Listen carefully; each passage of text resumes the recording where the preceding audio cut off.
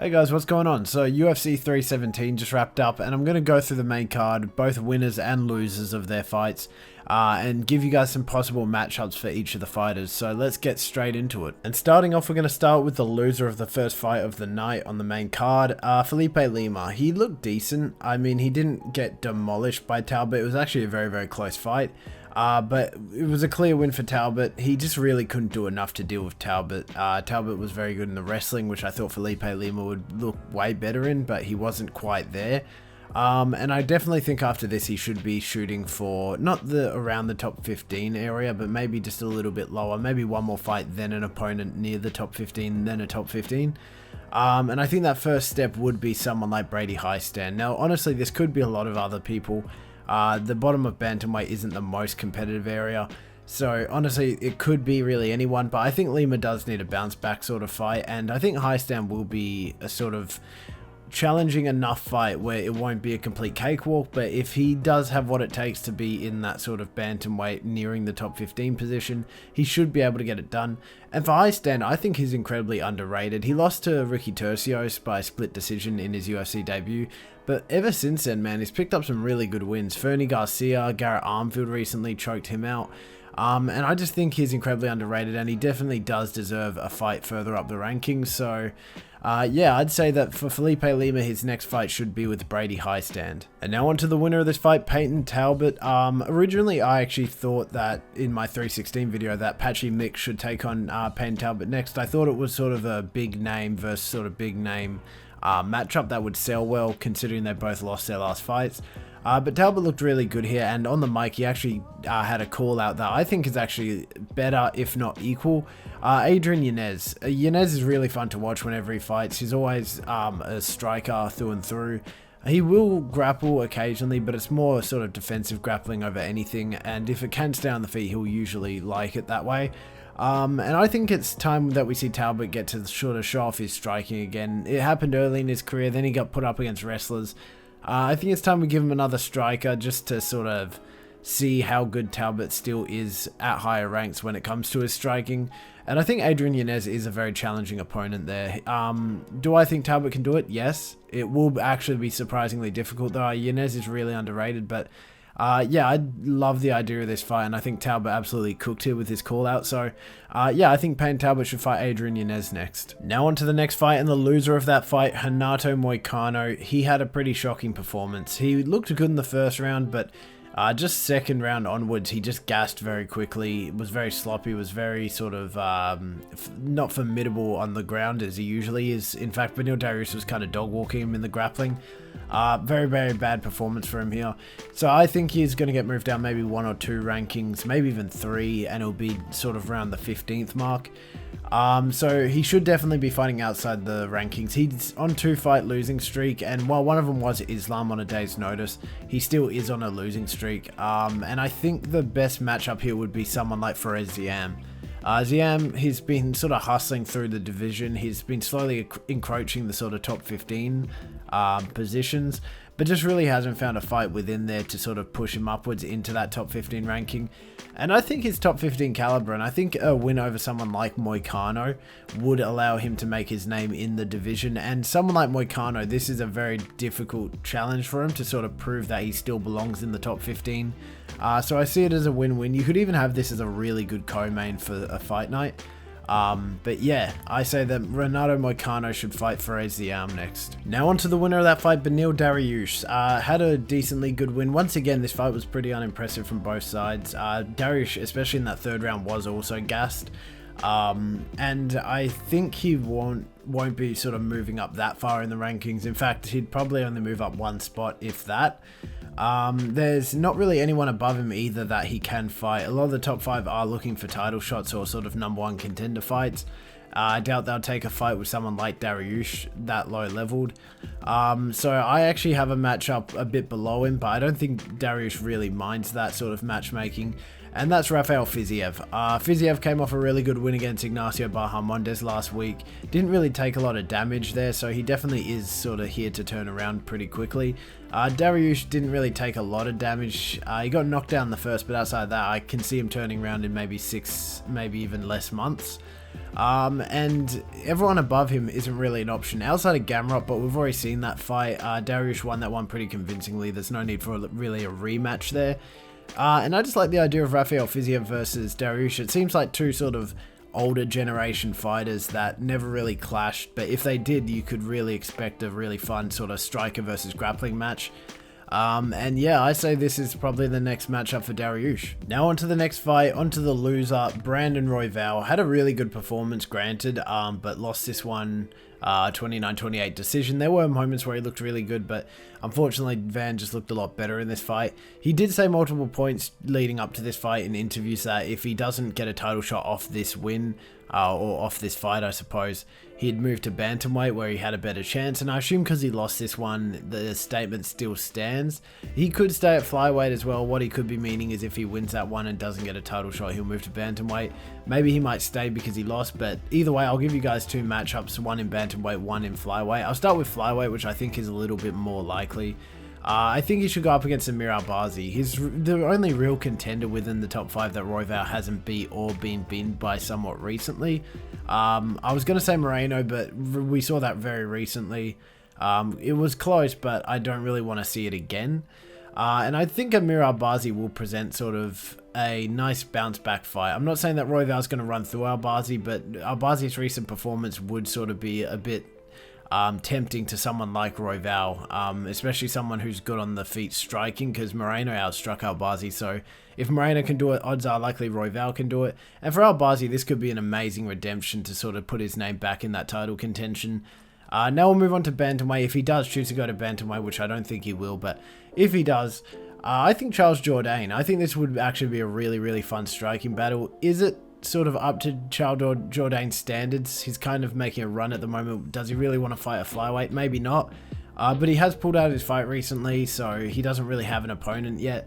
And I think this would just be really, really fun, a kind of war on the feet. So yeah, either Amir Albazi or Charles Jourdain, depending on where he chooses to go. But that's what I think is next for Brandon Royval. And we're going to skip past the winner of that fight in Joshua Van and move straight on to Kai Kara France, loser of the co-main event. Had a pretty bad performance, putting it bluntly. He had no answer for Pantoja's ground game and takedowns, and even on the feet was getting tagged up at points. He did have moments on the feet though where he was landing his own shots. He looked competent there, but on the ground it was just day and night. Ended up being submitted in the third after sort of not putting up much difficulty on the ground. He definitely will be moved down to maybe 5th or 6th ranked come the new rankings, and there's an opponent near him that I think would be a perfect next opponent for him. They have sort of a rivalry that's been going on forever, very iconic rivalry. You might already know who I'm thinking of, Manel Cap. These two have had beef for so long now. I don't even remember when it started, but I remember it reached a sort of climax with the Strickland Adesanya press conference where he was calling out Kai Kara. Izzy started going off on him, and then after he won, he called out Kai Kara again, used some choice language about his team and his gym. But yeah, I think this is definitely a fight that will sell. I think they should definitely put it on a pay-per-view if it is going to happen, because the press conference for this would be amazing. And yeah, maybe have it as the opening fight on a main card of a pay-per-view, maybe 6 months down the road. But yeah, I see this as the next logical step for Kai Kara France, a good bounce back fight and a good chance for Manel Cap to put his name within the title contention. So yeah, I'd say run this one next. And now the winner of the co-main event and still the flyweight champion of the world for defenses, Alexandre Pantoja. He looked really, really good this fight. He looks to be ever improving throughout all of his fights. He looked amazing at 310, then looked incredible here, even all the way back at 301 in Brazil. It was close, but he sort of put up a very, very competitive fight there. But yeah, submitted Kai Kara France in the third. His ground game is no joke. And I think we all know what's next. The UFC heavily set it up. Josh Van came into the cage, had a bit of a face-off. It was probably one of the most wholesome, nice, intentioned face-offs I've seen in a while. Nothing compared to Ilia, but we'll get to that. And yeah, logically, there's no other question. He's already wiped the whole division outside of Manel Cap, but he ain't getting a title shot after pulling out of a fight. So yeah, Josh Van's the #1 contender. Had an amazing fight with Royval. Fight of the year, honestly, if it's gone by my books. Had some competition though last week. That Sadikov fight was very, very good, but I honestly think this one was a better scrap. But either way, Van definitely made himself undeniable when it comes to the title picture here. So maybe 6 months down the road, a December card, maybe even a January card. Get these two 6 months for fight camp and run it up as like a co-main event. This could even sell as a main event, honestly, with how much sort of hype is behind Van at the moment. So yeah, I'd say next up for Pantoja is another defense against Joshua Van. Now onto the main event and the loser, Charles Oliveira. Pretty honestly bad performance from him. It's not that he did anything particularly wrong, but he just didn't look great compared to what Ilia was that fight. Ilia looked completely indestructible that fight. And as a result, Oliveira got stopped halfway through the first round with a brutal right hook knockout. Put out cold. After this, he definitely will be moving down the rankings, mainly just because of how competitive that top sort of 3 ranking spots are. And I think his next fight should definitely be down a little bit, not too much, because once again, he is a former champion. He's been in the division for a while now, and he's stayed as a top contender for so long now. But definitely down a little bit, and I think this next matchup does rely on what happens next month at 318 with Max Holloway versus Dustin Poirier, but I think Max might win that one. And even if he doesn't, maybe do a Paddy Pimblett matchup, but for the sake of this video, I'm going to say Max Holloway next. If he wins the BMF off Poirier, or defends the BMF against Poirier, God, I hate that belt. I think a Charles Oliveira matchup will be sort of a nice next step to sort of get him back into that title picture. And imagine a rematch against Ilia at lightweight after an Oliveira win. That would be very, very good for Max. As for Oliveira, this is a very nice bounce back fight. Max is beatable. It's just a very difficult challenge, but I think Oliveira's grappling might actually give him some difficulty here. It will be a really fun style matchup. They're both really, really big names. In fact, I could see this headlining an event if it's, you know, looking dry in the UFC. If not, a really good co-main on an amazing card. But I think this is probably the next step if Max wins at 318. It will be good for Charles as well in the sense that it would resurrect the first time they fought, where Max Holloway technically got a TKO, but it was more of a doctor's stoppage on Charles' behalf.